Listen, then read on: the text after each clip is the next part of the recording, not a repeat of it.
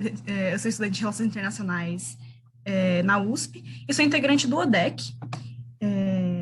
E hoje vamos receber a maravilhosa escritora Bahiyyih Nakhjavani, nascida no Irã, mas sempre em movimento, já morou em Uganda, no Chipre, no Reino Unido, nos Estados Unidos e mora hoje na França. Os seus livros tratam de uma variedade de assuntos, né? História e cultura iraniana no mundo, liberdade de pensamento, gênero. Embora todos esses temas sejam únicos e particulares, as reflexões que ela traz nos livros dela são profundamente universais. E antes de a gente começar, eu gostaria de lembrar que, em parceria com a Dublinense, que é a editora da autora aqui no Brasil, vamos fazer um sorteio com 2 livros da autora e uma eco bag com os presentes aqui no evento. E também gostaria de dizer que vamos ter um tempo para perguntas de vocês, para a autora poder responder, mas como nós temos muitas pessoas, a gente só vai aceitar as perguntas através do chat. Então, se vocês tiverem perguntas, por favor, enderecem para a Luá, que é quem vai estar recebendo as nossas perguntas. E é isso. Bahiyyih, so I was just doing an introduction, right, to you, to us, to your books, explaining how the questions are going to be answered. And with that, the floor is yours. Well, thank you. Thank you so much. Thank you all for being there and enduring me long distance. It's really a privilege to be in your company like this. I can't believe it. We're so close and so far. And this was the first time in my life that I heard my name pronounced with a Portuguese accent. So I must say, I was thrilled. I suddenly discovered I was somebody else or a new person with this wonderful Portuguese name. Thank you so much. When I was young, they always used to use the conflation Bahia instead of all my Y's. So it's really quite wonderful to hear it with this new accent. Maybe I could just begin with a little caveat, because I know that I was initially invited to this event at a time when Iran was undergoing elections, and I am aware that you as a group are all intensely, keenly, and importantly occupied with questions related to democracy, to the transparency of elections, to the health and maturity, I would say, of what we call democracy. And it wasn't possible to be with you at that time. And also me as an individual would hardly have been worthy of your attention on such a subject, because first of all, as you probably have understood from the introduction, I'm not living in Iran. I haven't lived in Iran for all my life. I am really an outsider. And so it's not befitting for me to comment on Iranian political affairs. So that is something I hope I will not disappoint you over, that I will not be speaking from that point of view. But as I was mentioning in my first encounter with the group, it really is extremely refreshing for me as a writer to realize that a group who are so interested in questions about democracy and political issues generally would consider that a writer, someone who's interested in literature, someone who's concerned with language, would have anything worth listening to. And I really want to begin on that point and say how significant it is to me that our democracies are at a time of crisis all over the world, not just in the country where I happen to have been born, or even the country where some of you are currently living and may go to live later on, because we're all world citizens to some degree. All of our nations at the moment, all of our so-called democracies are at a point of crisis, I would say. And I do wonder whether that isn't closely linked to our alienation from the importance of language and literature in our lives. We have become less and less readers. We have become more and more viewers, and the value of words is shrinking and diminishing. And I do think this has an immense impact on our understanding of civic society.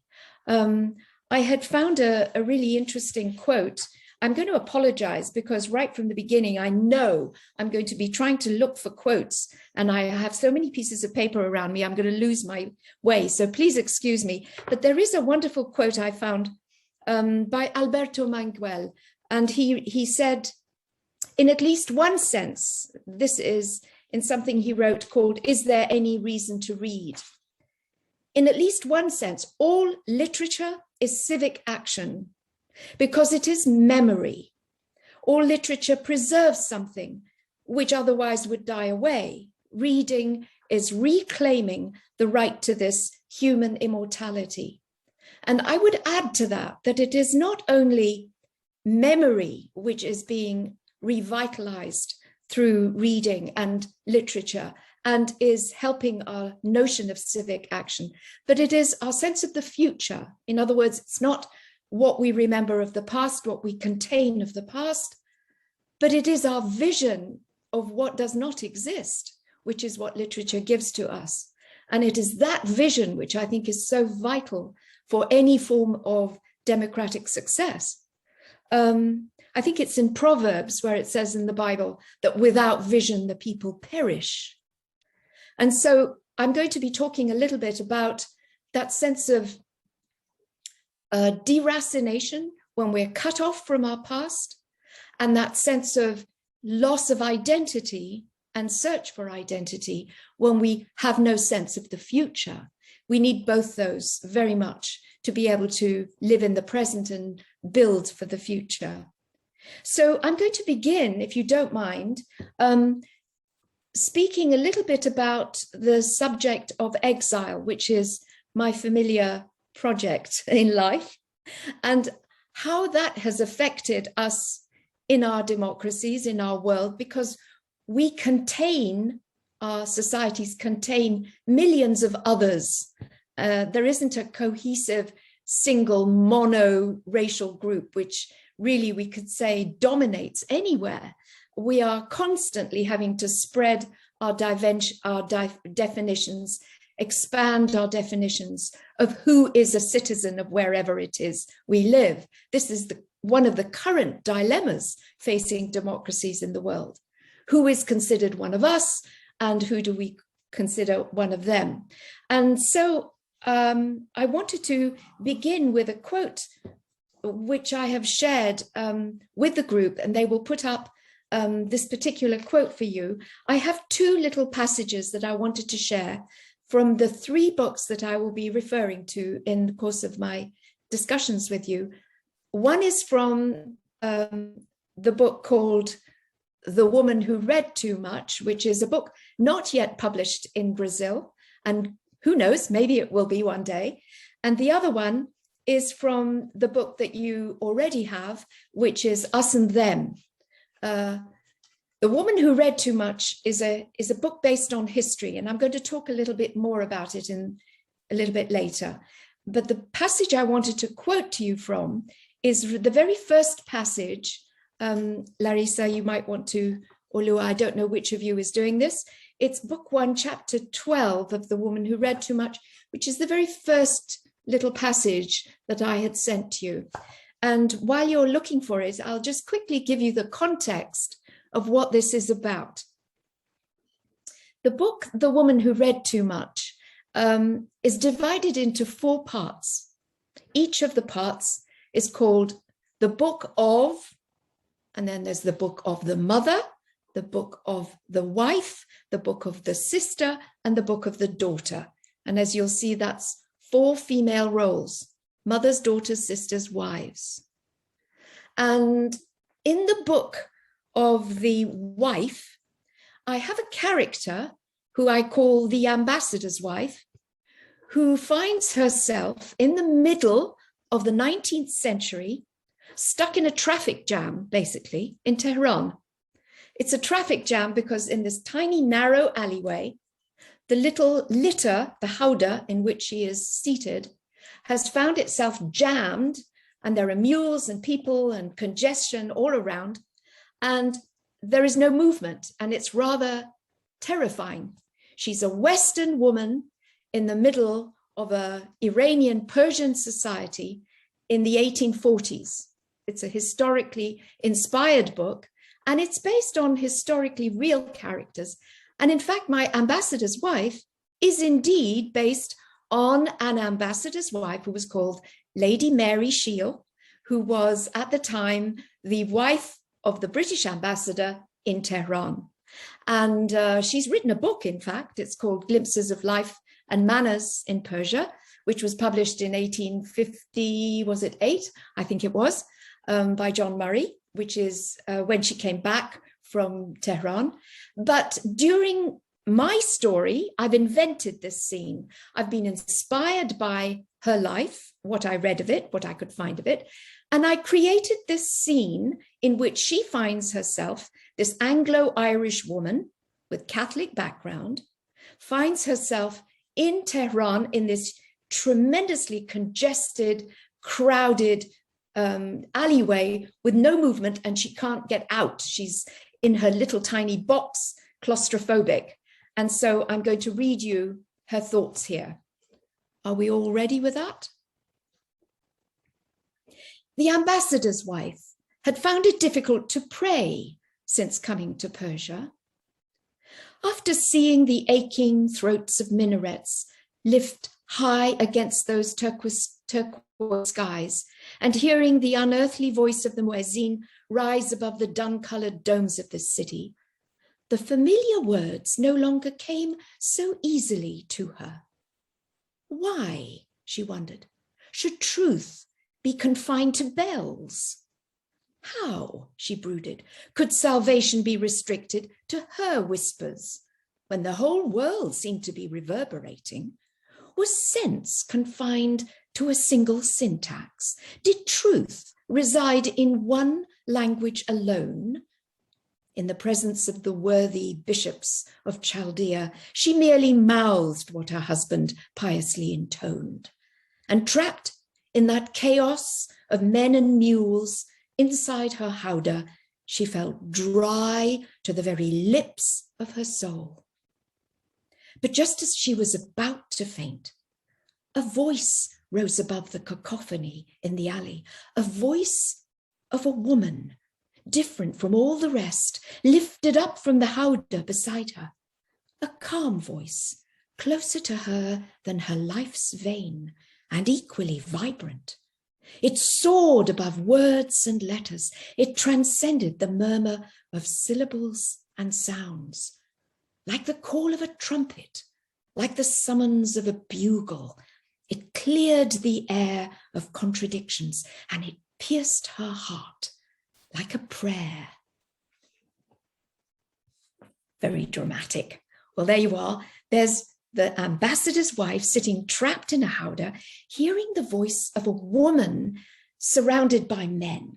Now, the woman she hears is very important in my story. She's the woman who read too much, and we'll discover in the course of the rest of some of my readings who she is. I'll tell you a little bit more about her in my second part of this discussion.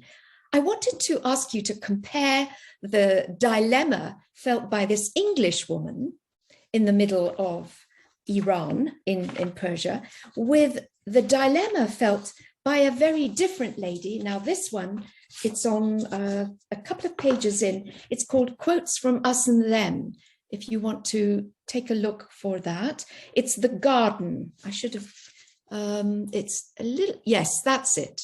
That's it. It comes from one of the chapters in my book, Us and Them, which is a book about the Iranian diaspora. The Woman Who Read Too Much is a historically inspired book about the 19th century in Iran. Us and Them is a very contemporary story, and it takes you all over the world. It takes you and introduces you to Iranians from everywhere. Unfortunately, I didn't have a Brazilian Iranian. That's very silly of me. I did have some from other parts of Europe and America, but I didn't have a Brazilian. That's a big mistake. Anyway, it's also, in addition to the story of this huge worldwide diaspora who call themselves we, they are the us in the title, it's also the linear story of a single family with an old mother and her daughters and her son, who is her youngest and her most beloved, who has unfortunately disappeared in the Iran-Iraq war. And the mother, who's called Bibi Jan, is finally encouraged, if I could put it that way, to leave Iran for the first time in her life. And she comes to visit her daughters. One of the daughters is in Paris, the other is in LA. And so she bounces between the two like a ping pong ball. And she goes and visits her daughter in LA and then comes back and visits her daughter in Paris. And this chapter, called Garden, comes from the time when Bibi Jan is in Paris. And here she is in a very beautiful little park in the middle of Paris called Place des Vosges. Those of you that know Paris will recognize it. It was built in the 17th century. It has all the glory of the kind of world of Louis XIV, who was a bit earlier. And it's got that majestic sort of air of formality, which is very French. And Bibi Jan finds herself in this place a little at odds, if I could put it that way, with her surroundings. So now I don't know if I should read it all, but maybe I'd have to. If you don't mind, I'll quickly read this all. If you did not count the private ones hidden behind high walls inside invisible courtyards, and the exclusive ones belonging to elegant buildings beyond barred gates, and the cultural ones that were only open for concerts at certain hours on special days, there were not that many gardens in this part of Paris. In fact, there was only one close enough to walk to from Lily's apartment in the Marais. It was a public park filled with stunted trees and dog excrement. In spite of the recent regulations regarding ramasse-crotte, which, as her granddaughter Delhi had patiently tried to explain her, should be referred to as poop scooping in America, not shit picking. Bibi Jan was unimpressed. Any society which amputated trees or required the harvesting of defecation in public parks could hardly be called civilized, in her opinion. And yet this, as her Parisian daughter would say, was la belle France. Bibi Jan was very anxious to be thought civilized in la belle France. She never came to the Place des Vosges when Fatty is her adopted daughter from the village, when Fatty was visiting, because she did not want these people with their urinating dogs to think that they were Turks. She did not want these brutal little children skipping dangerously around puddles and waving umbrellas in the air, for there had been a smattering of rain, to mistake Fatty in her headscarf for an Arab of some kind, or a Moroccan, or Algerian, or Tunisian. But as soon as Fatty had gone and she was alone, Bibi made an appointment with a hairdresser and prepared herself for a visit to the park. It was her special outing of the day when Lily was away on her artistic trips. It was her chance to meet people, make friends. "Come away, mon chéri, come away," called one of the grandmothers, doing nothing whatsoever to stop the child, who was poking at a puddle with an umbrella. Dimly, through her thick lenses, Bibi saw that one of the benches was partially free, with only a single occupant. She approached it, hopefully, but as she drew near, the elderly Frenchwoman sitting in the middle threw such an indignant glance at her that Bibi hesitated. She was only going to sit on the corner, but the woman seemed to think she was intent upon a takeover. She was only wearing a Hermès headscarf, duty-free, as the protection against fizzy hair, but this was apparently to make a French colony of her. She pushed the headscarf back casually and tried to smile, but the Frenchwoman looked pointedly away. She had blue-tinted hair that obviously did not frizz, although she may have used the same hairdresser as Bibi. She was probably one of the grandmothers too, because she barely glanced at the children. She gave off an air of stale cologne and disapproval as Bibi sat down gingerly beside her with a faint sigh, feeling foreign and resigned. There was nowhere else to sit anyway, given the pile of pigeon droppings on the other end of the bench. So much for her hope of meeting people. Her French neighbour with tinted hair flinched at the sigh. It was clearly intolerable to hear a foreigner's sigh, and she must have interpreted it as criticism towards the Republic, for she rose abruptly at that moment and moved away. Bibi was flustered. She wanted to apologise, but didn't have the words. It was useless anyway because of her accent and lack of vocabulary. "Oh, Rava," she called out faintly, as the Frenchwoman turned on her heel and ground across the gravel. But it was clear from the woman's enraged back as she stalked on towards the gate that the effort towards reconciliation and politesse had not been enough.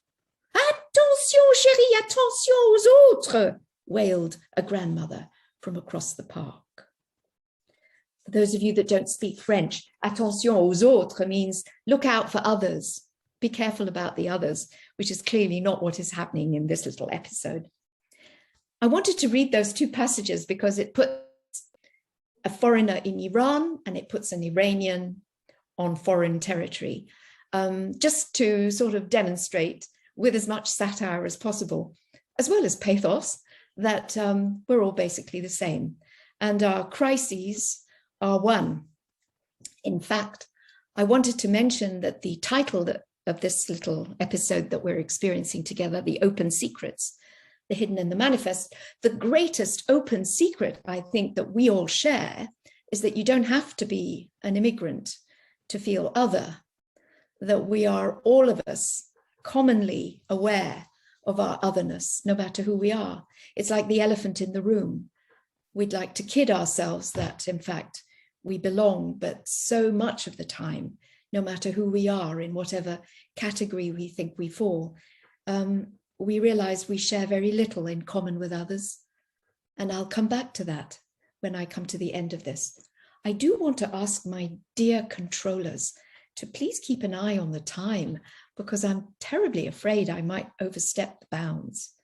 I don't want to spend too much more time on the subject of being other and being in exile, because I want to quickly touch on a very big subject, which I've spoken about briefly already, and which I discussed with the group you might be interested in, which is the subject of history, which is the main theme that I concentrate on in the rest of my writing, both in The Saddlebag and The Woman Who Read Too Much, because in The Woman Who Read Too Much, I found myself wanting to tell the story of a woman in Middle Eastern Iran, in middle 19th century Middle East, sorry. And I realized we have very little facts about women in Iran in the middle of the 19th century.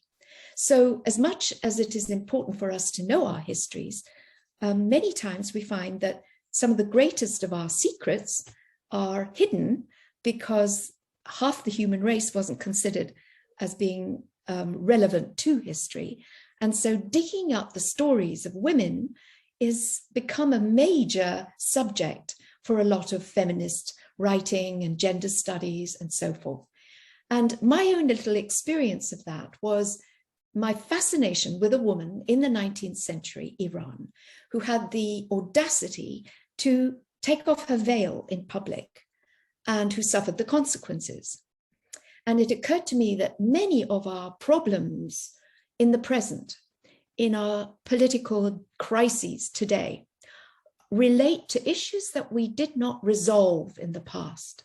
And I truly do believe that this is one of them.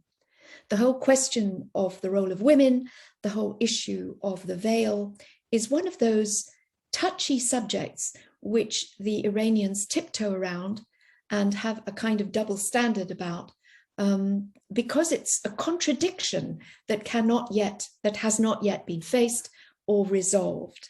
I think it's Levi-Strauss that said something along the lines of paradox, a myth being a way for culture to work out its contradictions, its paradoxes. Literature gives us a way of facing our contradictions, of confronting the paradoxes that we contain in our societies. And I thought it would be interesting to explore the story of this woman's life in a fictional construct, because of course there aren't enough facts about her for me to have written her biography. There are only tiny details that you can dig up about this woman's life, many of them contradictory. I will give you just a few details because she really was quite remarkably interesting. Her name was, we talk about her as being called Tahireh Qurratul Ain. That's her official title. Tahireh meaning the pure one, Qurratul Ain meaning consolation of the eyes. But the date of her birth and her death are both kind of uncertain. Maybe she was born in 1817, maybe a little bit later or earlier. We know that she was killed in 1852. I've given away the spoiler. She's dead anyway, so you might as well know she was killed. She was killed on a hot night in August. Maybe it was this August time, we don't know exactly when, but she died in August 1852. And where she's buried, God knows, somewhere under the modern crisscross of traffic in Tehran are the bones of this remarkable woman. And according to legend, she was very beautiful, she was very brilliant. But of course, as we all know, these attributes for women carry negative qualities as well. Anybody who's too brilliant and too beautiful and a woman is bound to be suspect. We also know that she was married, but her marital relations were rather stormy.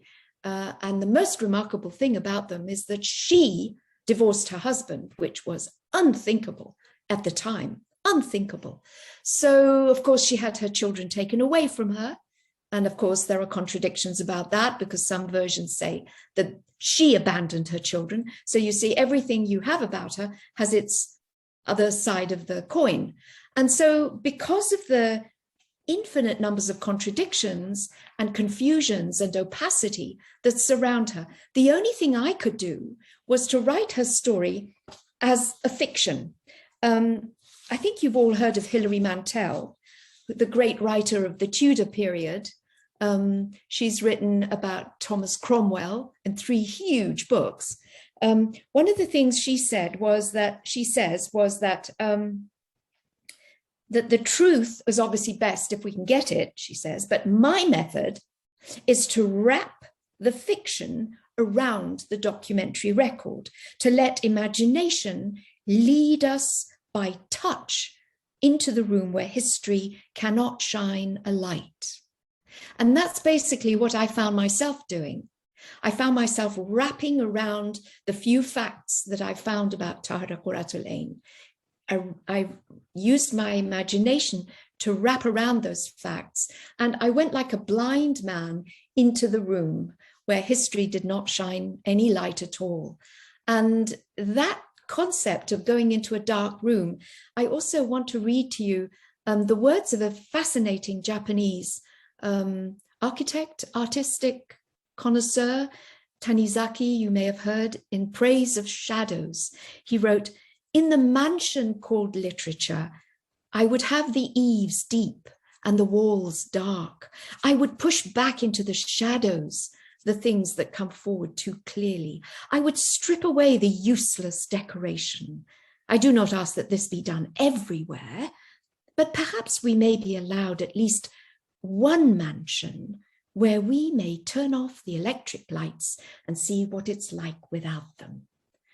So I invite you into the darkness of the story of Tahireh Qurratul Ain, which is I've written in 4 parts dedicated to 4 female characters and roles. The mother, and it's based on the mother of the Shah, the sister, who was actually the real sister of the Shah of the time, Nasiruddin Shah, the wife of the ambassador, I already read you, another wife of the mayor, in whose house my protagonist, whom I call in my fiction the poetess, because Tahira Quratulain was a poetess, as well as a revolutionary and a theologian. She was also a poetess. She was put under house arrest in the house of the mayor of Tehran, and the wife of that mayor became a very close friend of hers. So I've created a fictional wife of the mayor. And finally, in the last little book of my book called The Woman Who Read Too Much, I have the book of the daughter, and I will also be reading to you a passage from that. So I'm going to read now two sections from The Woman Who Read Too Much. One of them is called the Book 3, Chapter 3, and it's about the book of the sister. It's at the very bottom of the first page, if you'd like to find it. I won't be reading the book 2, chapter 2, which was the section just above, in case any of you ever get a copy of this and want to read it, which is about the terrible famine which took place in Iran in the middle of the 19th century, a real famine caused by, manipulated by those in power for their own benefit. This famine I've included in my collection of quotes simply because right now, at the moment, there's tremendous dearth and economic privation in Iran. And I just find it so ironic that we keep on creating famines for political purposes all over the world. And it's happening right now in Iran, and there in the mid of the 19th century, it was happening too. The section I'm going to read, however, is the one just below that. It's from the book of the sister, and it describes to you, if you want to go down, there you go. It describes to you the character of this poor girl who was used for political purposes. And so this brings us to this whole question of women, politics, and democracy and gender, if you like. So here's a description of the sister of the Shah in my story, based on the real life historical character of this sister, who, by the way, spoiler, you can find on the internet. She actually exists, and you can see her images of her sad little face. All right. Not many cared to listen to the sister of the Shah. She had a plain way of speaking, which contrasted sharply with her brother's histrionics and her mother's grandiloquence. Her observations were weighted by common rather than political sense, and her wits posed no great challenge to the average mind. Most of the time, her quiet remarks sank like pebbles in the stream of conversation and were quickly forgotten. Her influence was absorbed rather than observed, assimilated rather than noticed, and only remembered vaguely, like a yawn in retrospect. They called her the polo ball, even before she was sent hurtling across the muddy field of ministerial politics. She looked just like one, according to the women of the royal Anderoon, so it was hardly surprising that the Shah passed her back and forth with the crack of his muddy mallet from one marriage to the next for 5 decades. She was wed to his first, to the son of his second, to the brother and nephew of his third and fourth, and finally to the secretary of his last Grand Vizier. But her value dropped steadily with each alliance. Although she served as the king's seal of approval when newly minted, her currency became worthless when accompanied by his disfavor. Her first marriage was doomed to death, her second to divorce, her third to disease, her fourth to disappointment, and her fifth to disgrace. By the time her brother was assassinated, it had become evident that whoever married his sister suffered from castration or eradication in the end. As I said, this is based on historical facts, so indeed Nasruddin Shah was assassinated at the end of the 19th century. The story that I tell covers the whole of his reign, from the first attempt at assassination, just months after he became the Shah, to the final assassination of his death, 50 years. So the story covers those 50 years of history. And in the course of it, I explore that central figure of the poetess through these perspectives of 4 women, because she was like none of them. So I was using a principle of deduction, really, to say, who was she if she wasn't like all the mothers, like all the other sisters, like the wives and like the daughters that we see in that society? She was other than all of that. And so you end up kind of circling around her. First, by the process of deduction, you arrive at her. Secondly, by a kind of circumambulation, you circle around her, which is a very Oriental thing to do. You never go directly at the subject and say exactly what you mean. You circle around it, which is what Persian does, even in its language. It sort of flutters around the subject and doesn't call a spade in that very Anglo-Saxon way. So there's a little glimpse of the sister.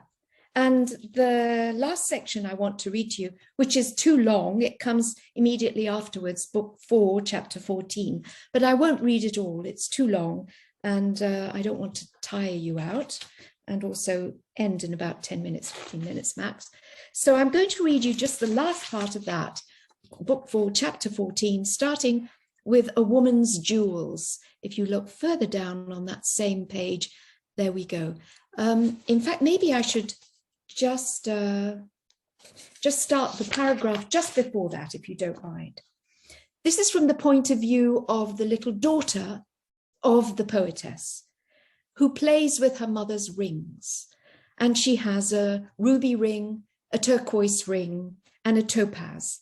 But there was a 4th ring, and I'll start reading there. The 4th ring was a simple piece of chalcedony set in silver.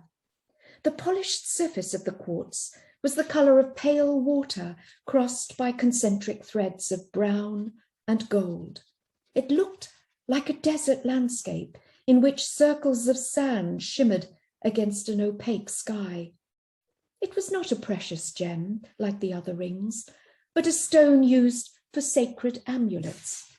When the light flashed on its flat surface, the daughter of the poetess could see that it was scored across with carved symbols and strange lines. It seemed to carry messages from distant horizons. A woman's jewels always tell a story. If she buys herself rings, she must either use her dowry to do so or find the money elsewhere, and her husband would soon learn of the source. If she received them as a gift, she would have to explain the reason for such generosity, and he would soon discover the giver. And if she earns them by her own means, which was the worst of all, she would have to justify the method she had used to do so. There is space enough to slip the finger of imagination into the smallest band of silver or of gold. Lick a ring and you can taste the sweat and smell the blood in a woman's life. Bite it and you can see the marks of her teeth on it. See where it has worn thin with rubbing. The simplest ring contains 1,000 associations. The daughter of the poetess knew all the stories of her mother's rings, but the milky quartz, scored with mysterious symbols, kept its secrets. The veil was not lifted till the end. The ring's meaning was not revealed till the night the soldiers came knocking at the gates of the mayor's house. When the poetess stepped out of her room that last night, when she stood there before them, so beautiful, so finely decked in silk, so exquisitely perfumed, her daughter noticed the chalcedony on her 4th finger. That's all. The little girl understood the story of the ring the first and last time that she saw it. She knew then that her mother would die. Well, I hope that gives you a desire to read the story.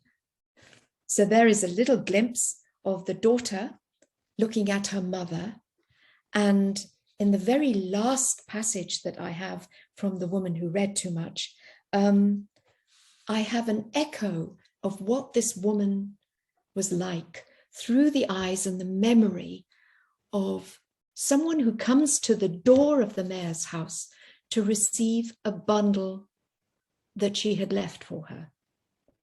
Now, I'm going to tell you why I wrote this story. I knew about the story of Atualmente since I was a child, because she is in fact one of the great heroines of the Baha'i religion. I'm a Baha'i, so I knew the story. And I'd always read it and thought of her as a, fascinating, beautiful, paradoxical, mysterious, wonderful figure. But the details of her life I didn't really understand until I started reading those tiny snippets of historical fact.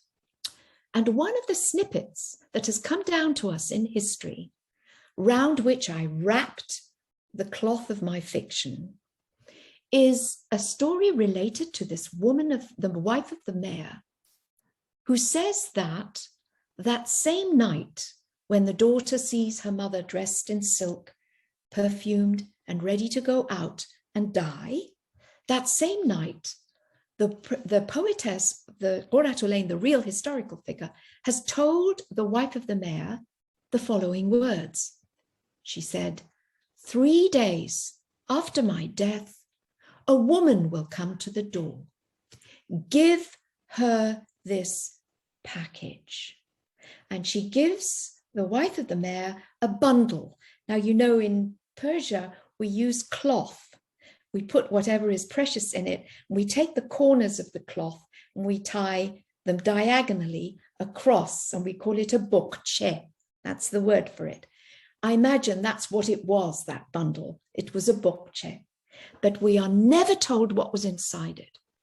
And I was fascinated. I said, what could it have been?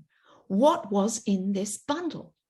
What would this woman, whom I'd heard about all my life, who was so revolutionary, who took her veil off in public, who believed in change, who was radical about the fact that truth is relative, not absolute, that all religious truth is progressive, not stuck in its place, who did not believe, in other words, in what I call the supremacy fallacy. We have the truth. We are the chosen. We are the only ones who got the right. She believed in something much larger than that. She was way ahead of her time.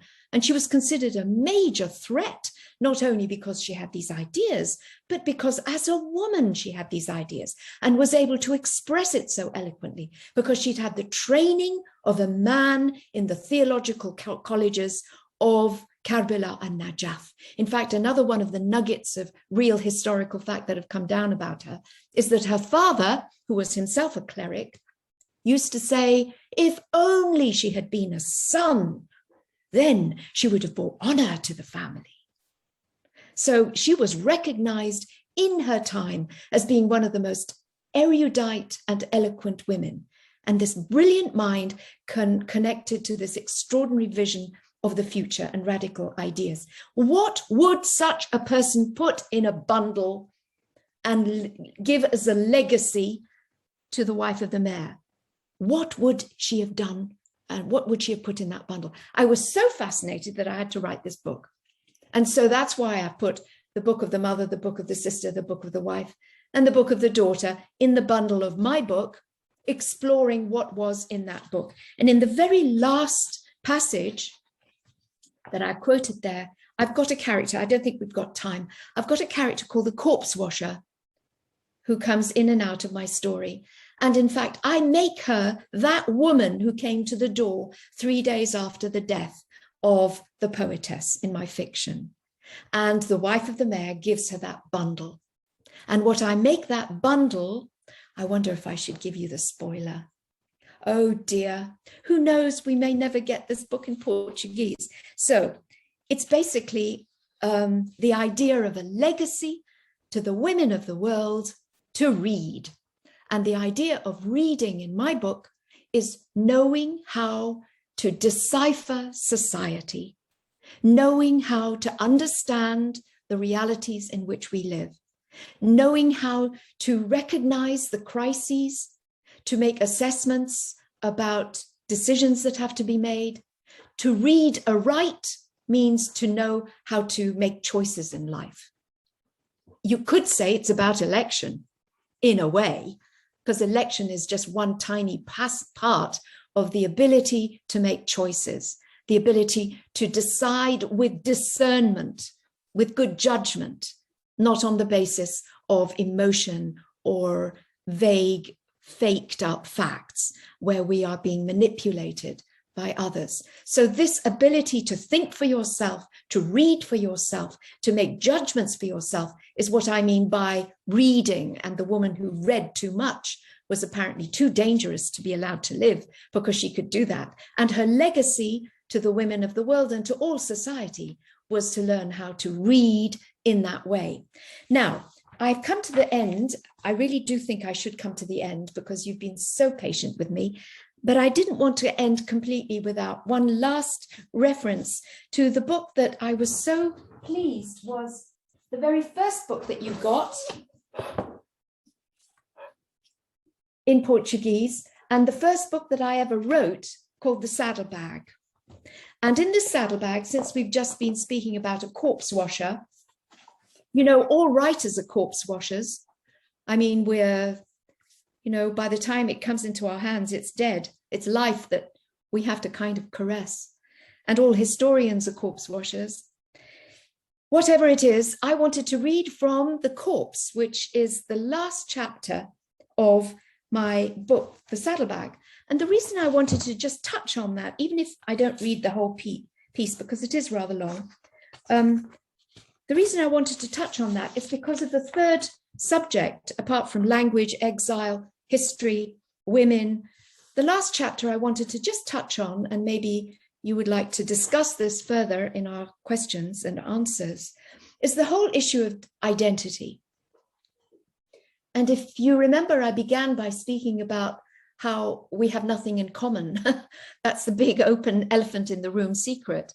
We actually think we belong to a group, but then when we get close to it, we realize we are a little bit different. And so we have this whole challenge of who we are. And this has led to a degree of fragmentation in modern societies, which I find absolutely extraordinary, because you're not only a writer, in my case, you have to be branded as a woman writer, not only a woman writer, but an Iranian woman writer, not only an Iranian woman writer, but an Iranian woman writer who is in exile. Oh no, she's not in exile exactly, because it was self-imposed. So what is she? In other words, you keep splitting the atom more and more to try to define what your identity is. And there are some wonderful women writers who have written about this very subject. Aminata, I think, has talked about it, saying, look, please stop thinking of me as a brand. Please just forget about me. Look at the book, look at the writing, look at the literature, and stop thinking of it as an extension. But of course, we're trapped in this little cycle because as far as the publishing industry is concerned, we have to be branded to sell the blessed books. So, I mean, this is all quite a saga, and I don't want to dwell on it, but let's look at this poor corpse who at the end of his life is finally struggling. I've caught the last fraction of his active brain cells at work just before they flicker out and he's gone. He is one of the characters on the pilgrimage route, on the caravan, going between Mecca and Medina. And he has had the good fortune, bad fortune, to actually have a heart attack or a stroke, just as he is circumambulating the Kaaba, the holiest of holies for the Islamic world. And in those last flickering seconds, we capture his thoughts, his mind, if you can call it a mind. And this is the ongoing, repeated anxiety that he is working through. What happened? Who am I? And in order to do it, he has to go back over his past life and put together the pieces of the puzzle, trying to fit together an episode which took place in his life, which was fundamental. I won't tell you all the rest, and those of you that have read the story can know what I mean anyway. If you've got questions, I'd be happy to answer them. It just starts off with this very important line. My smell is like a name, thought the corpse. It is linked to my identity, and I cannot remember when last I did not smell. I've been smelling so bad for so long that my memory is saturated with myself, he thought, as he mounted the steps. Then he tried letting some of himself go. It was hard because he had not practiced these steps when he was alive, but it worked. We live, thought the corpse, as if we would live forever. And when we die, we think we will smell forever, but neither is true. It is a question of detachment.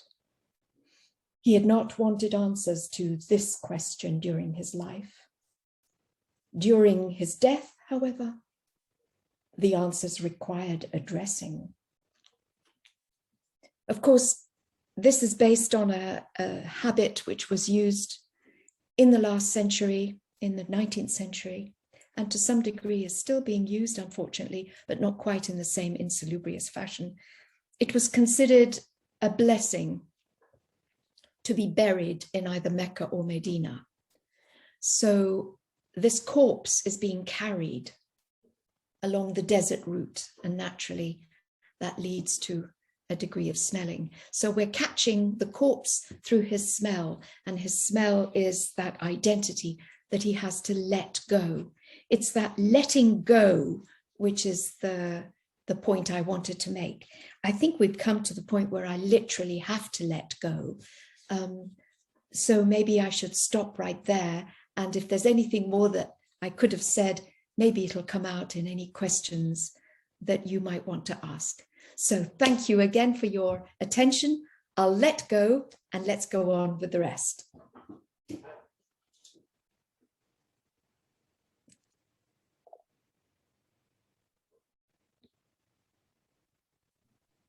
Thank you so much for this wonderful presentation. We have a couple of questions here from the public, and I think we will start with them. And I think Hua could read them for you. Sure, yeah.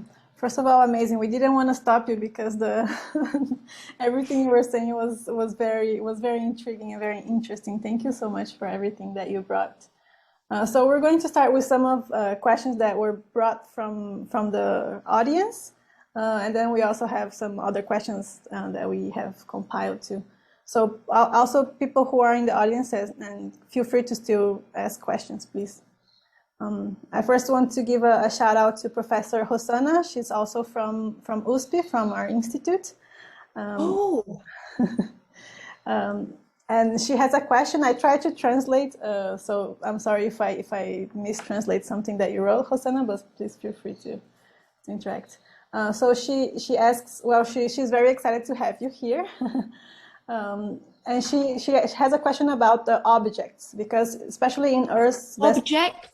Objects, yes. Objects, okay. Especially in Us versus Us and Them, the objects appear to be characters. She was particularly interested in the Persian rugs and the trajectory of these objects with the immigrants. So they were first very valuable and symbols of wealth, but then in the US, they become ridiculous or out of place or too big. So could you talk a little bit about how the symbols and about the ambiguity in the immigrant sentiment towards these things that they miss from their place? Well, that's such an interesting question. And thank you, Hosanna, for that very interesting question. It's good because it also relates to the rings, doesn't it? That I just read the passage about. You know, I am a child of parents who left Iran in 1951. And I can remember as a child the significance of the silverware, for example, that my grandmother insisted on dragging all the way from Iran to Uganda, where it was completely a liability, to say the least, and the Persian rugs that we had there. And for them, I think it was very important. First of all, these were the links with home, quote unquote. These were the links with one's roots. For me, they became a kind of magical object because, of course, as a child, when you're in a house with Persian rugs and then you go to somebody else's house and they don't have Persian rugs, you suddenly realize your Persian rugs are kind of, you're living in a different world, you see. So your Persian rugs end up becoming a country almost. Your objects become attributes of a whole world, don't they? They become a land. For me, they became talisman in a way. They became talismanic objects that could take me to an imaginary Persia. You know, I remember as a child seeing the globe. And in those days, Persia was not yet Iran, and it was still pink because this was post-World War II, and it was still under the influence of the Allies, quote unquote. So, I mean, these are really interesting concepts. So that little pink place was for me no more than a kind of fiction. I didn't know what it was. I didn't have many memories of it. I was 3 years old when I left Iran. But the carpets and the silverware and the smell of attar of rose, these things became magical objects that took me to my imaginary Persia, if you like. That was, from me, my perspective as a child. Now, when I observed my mother, I noticed something else happening. For her, she padded her life with objects. She seemed to need objects to give herself security. And I think sometimes people who leave home, immigrants of one kind or another, whether they are forced to leave, whether they choose to leave, whether it's economic, whether it's political, they cling to objects as a kind of cushion, as a kind of blanket, as a kind of carapace of safety, which is a very different thing. I mean, from what I was using it for and from what my grandmother was. So I do think these are different levels of meaning in these objects. The reason I wanted to bring the carpets into the story of us and them is because it's such a classic thing for Persians to do. You know, Iranians all over the world come to a country and establish themselves as carpet sellers. You know, I mean, this is just the cliche to begin all and end all cliches. So I just was sort of having a little laugh at that. But also because it's got that sense of the magic carpet, you know, and the whole Arabian Nights thing, and you go floating off to different lands on carpets, you know, it's an object which has all kinds of symbolic powers attached to it, which go way beyond Iran. I mean, little kids living on the other side of the world have read about magic carpets. You know, you even can find them in Disney films. You know, you don't have to actually be a Persian kid growing up in Uganda to have some sort of association of power with that carpet. So for me, it was also a literary device, if you like. It was a symbol of the way in which language can take us to other places. And I've always felt that language is woven. It's a wonderful, complex warp and woof of different colors. And one of the things I did want to add at the very end of my corpse story was that just as the corpse is trying in the end of the saddlebag to put the pieces of colored glass of the window in that particular room, he's trying to remember what happened in that room. And those fragments of glass are like a jigsaw puzzle. He's trying to put them together. For me, that is a symbol really of how I even wrote us and them. And it was like weaving, and it was like mosaic, and it was like mirror mosaic. I mean, one of the things that the Persians love is taking fragments of glass and putting them together in frames. You know, I don't know, maybe other people love doing it too, but invariably I see Persians loving mirrors, you know, and loving fragments of mirrors. I've always found that so interesting because for me, it is a literary device. It's a way of writing. I think it was Emily Dickinson, actually, who's written, I think it's in one of her poems. She describes how she takes colored pieces of yarn, you know, that wonderful American word yarn, meaning cotton or silk, different colored silks. She wraps them up in little balls and puts them in a drawer. And I find that such a fascinating metaphor for how personally I've experienced the process of writing. In the writing of the us and them, for example, I would find myself drawn to listen to a particular voice, and suddenly the story would come out, which was that voice, and I didn't know what to do with it. So I bundled it up and put it in a drawer, and I waited, and then I'd have another one, and then another one, and these threads would weave together, and I gradually began to see, oh, there's a carpet, you know, oh, it's beginning to unroll. I could begin to see the pattern in it, but it came line after line randomly. It seemed to be very random in the beginning. So I don't know whether I've answered your question, but it's a fascinating one because it leads one to think of all these things. Thank you. Excuse me for my rambling.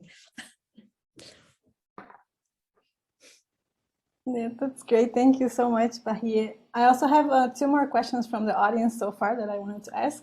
One is from Sam Sihus. He says that he's a former student of yours in Oculto. What? Oh, really? And then he has a question about both of your parents and how much of them is in your writing. How did they influence you in your career as a writer? Because they are both great storytellers themselves. And also, if I just ask the second question, so yes, try to answer both of them. The second one is from Suzelle. He or she, I'm sorry, is asking about how you mentioned in Us and Them characteristics of Iranian personality that resemble us, about a Brazilian myth of the friendly Brazilian, which is hospitable and friendly and gentle, but it's actually very violent when you look under the surface, this term, the friendly Brazilian. And this violence has been expressed as a threat to democracy in many instances. So how can we deal with this hidden violence through the characteristics of our identities?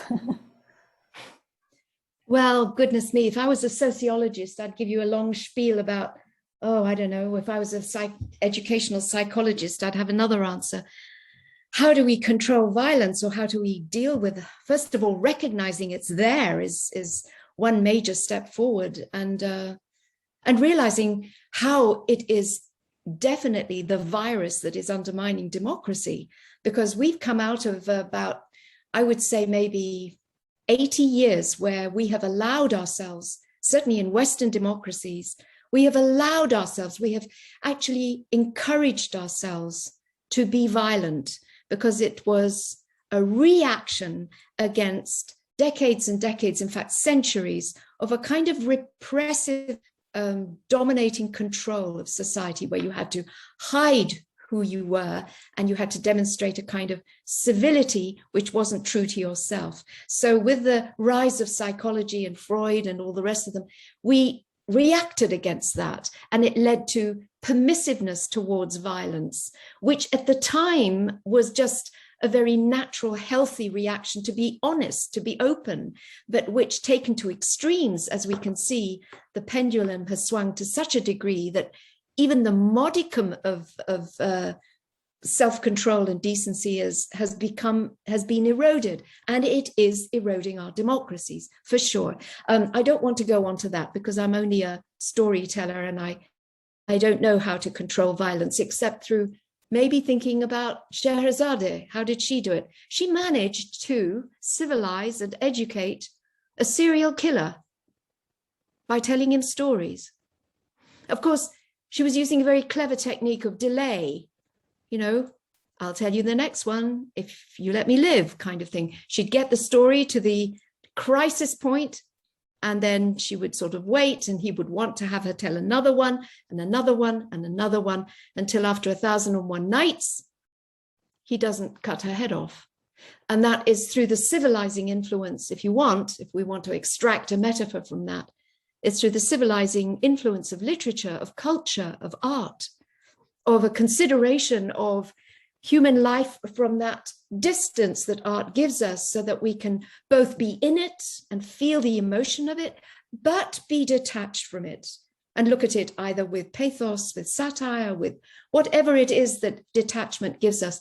That's why the corpse's letting go is so important, because we won't understand ourselves and our identities unless we let go as well. But I think that literature and art are one of the ways in which, if we could use them with that hope of civilizing ourselves in the true sense, so that we're not just creating hypocrites out of ourselves. This brings me back to actually something a little bit related, but I do want to talk about it because it's connected to the Iranian psyche. And that is that there's something happened in Iran, and this goes back to the question of history. We need to know our history to know who we are. And perhaps this is why it's so important also to Brazil. Where does that violence come from? Maybe its roots are deep, deep, going back to its origins, going back to patterns of behavior that have been established, and maybe denials that have taken place, suppressions that have taken place that we have not recognized or admitted. In the case of Iran, something very interesting happened, because Iran, as you know, was invaded by the Arabs. And so it became Islamicized by the Arabs. And at that time, it was a Zoroastrian society, and the Arabs came with a sword. And if you didn't accept Muhammad, you were in danger of losing your life. The Persians did something classically Persian with this. They became Muslims, but they created their own version of Islam. So they went the Shia route, not the Sunni route.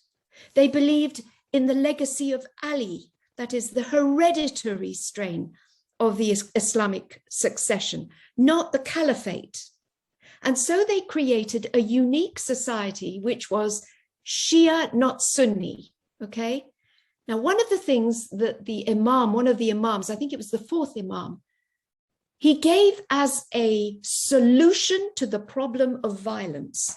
He gave this as a religious solution to his people. He said, if somebody comes to you with a sword and says, you've got to believe A, or I'll cut your head off, and you happen to believe B, don't say that you believe B.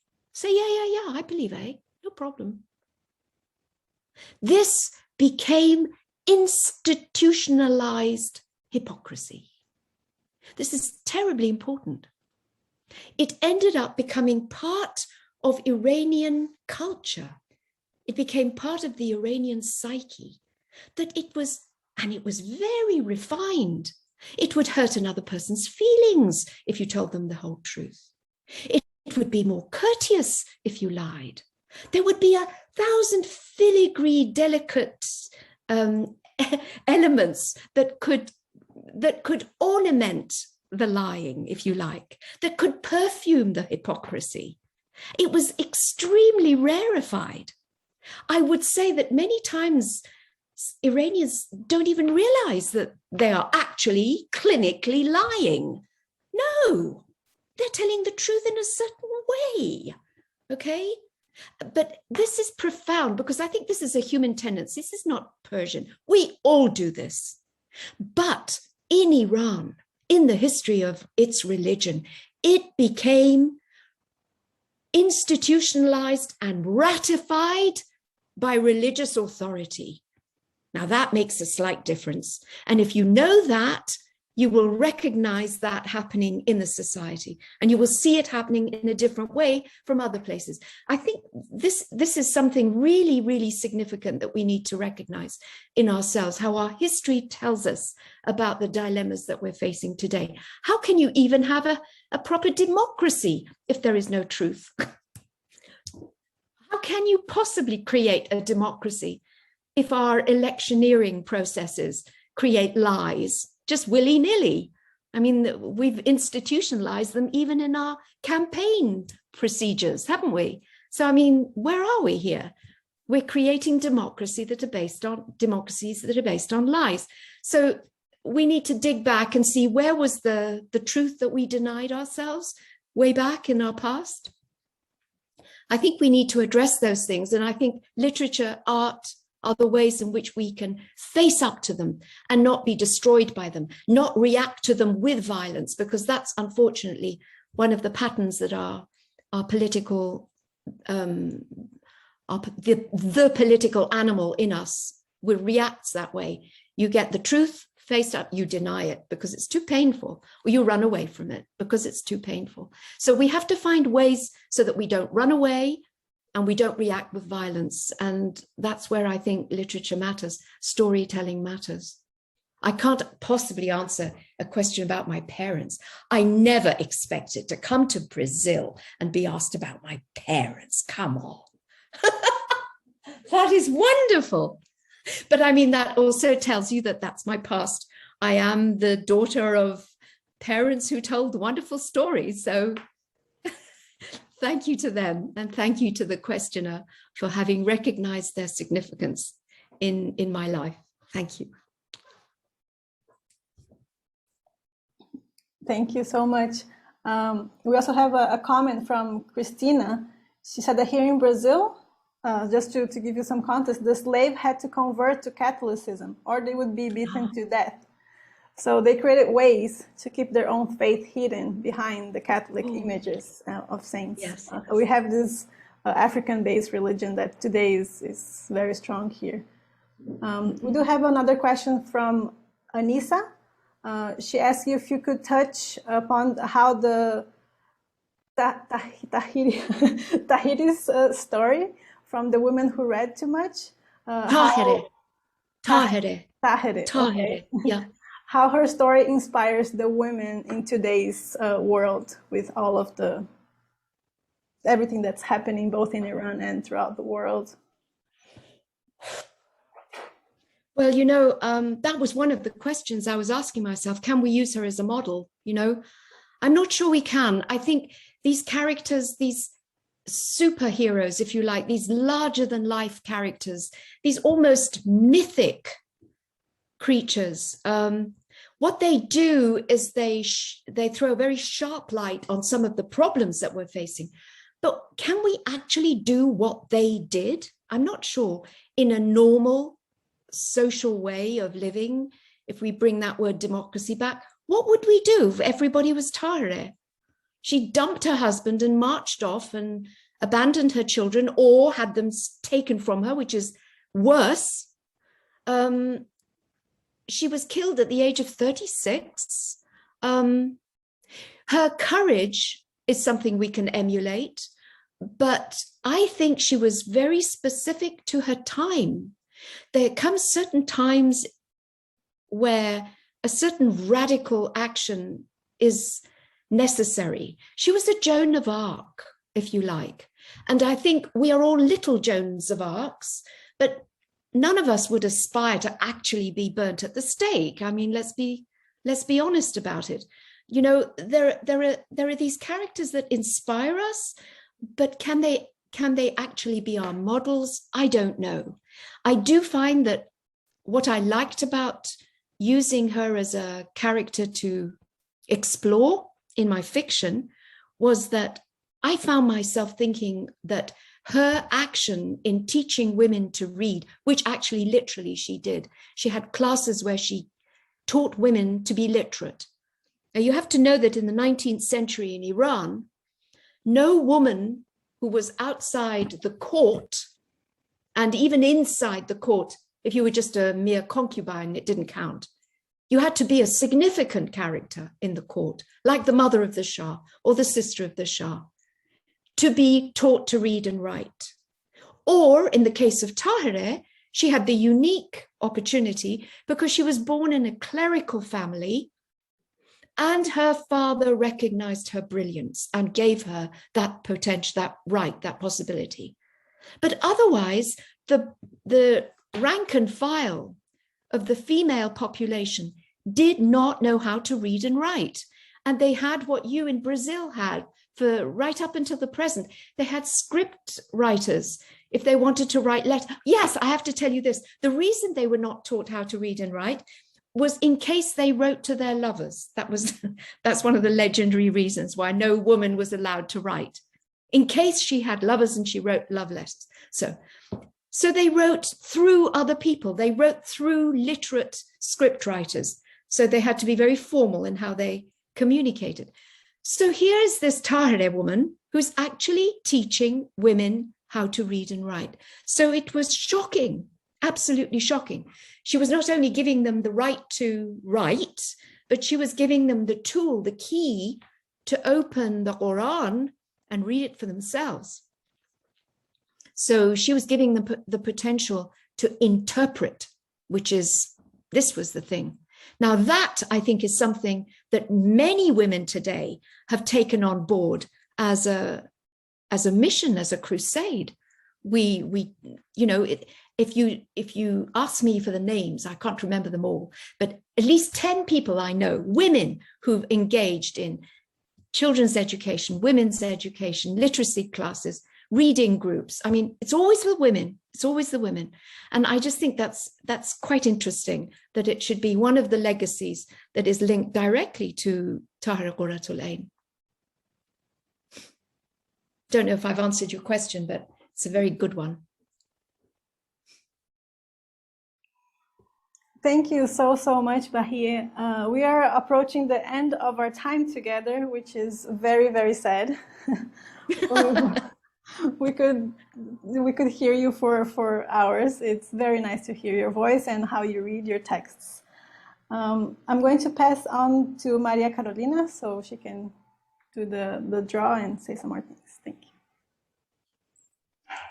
So I'd like to finish here with what Pauline said, that she, and I think I can apply to all of us here, that she's so grateful, humble, and happy that you accepted the invitation to talk to us, and that you and your stories are incredible.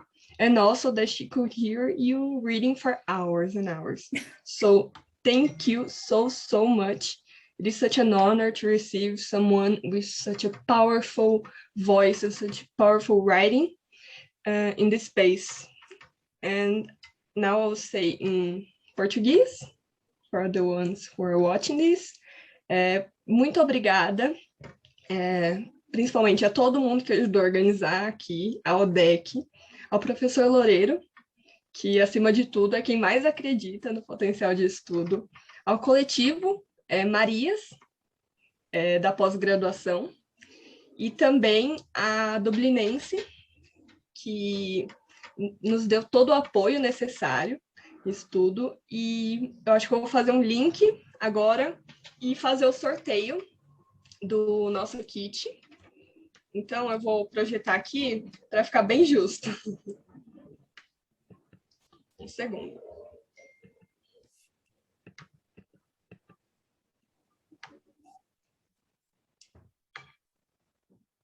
Vocês conseguem ver minha tela?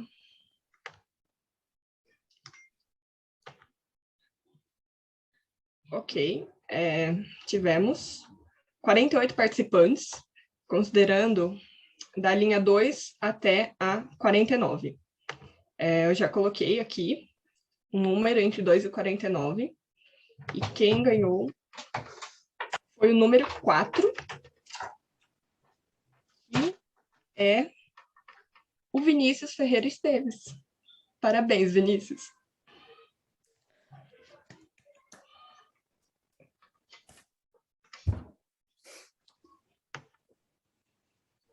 A gente vai precisar depois que o Vinícius... A gente vai entrar em contato para pegar o endereço do Vinícius depois. Yes. Bahiyyih, would you like to give some last words? We just... Vinícius was the one person who won the kit that Dublinense offered. Yes. Can I see her? Let's see if he's... Vinícius? Maybe she's not there.